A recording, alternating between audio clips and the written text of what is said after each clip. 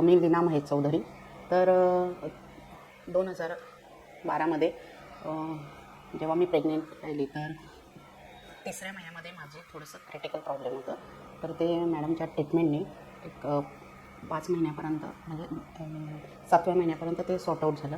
आणि त्यानंतर माझं 2013मध्ये डिलिव्हरीची वेळ आली. तेव्हा डिलिव्हरीमध्ये कारण की पहिलं सीझर होतं त्यामुळे टेन्शन मला तर होतंच का दुसरं काय होतं. पण मॅडमच्या पॉझिटिव्हिटीने माझी मॅडमनी नॉर्मल डिलिव्हरी केली. आणि त्यानंतर इथल्या स्टाफचं बोलायचं तर खूप सहकार्य होतं. स्टाफचं पण वेळोवेळी मला व्यवस्थित काही गोष्टीचा सल्ला वगैरे द्यायचे.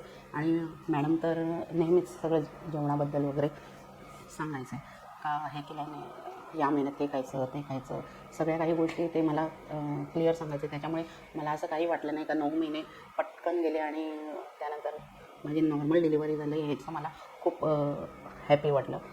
आणि सर्वांना सांगू इच्छिते का कल्याणमध्ये साई संकेत हॉस्पिटल एकदम बेस्ट आहे. आणि राखी मॅडमचा सल्ला तर त्यापेक्षा बेस्ट आहे. तर सर्वांनी साई संकेत हॉस्पिटलला या. थँक्यू.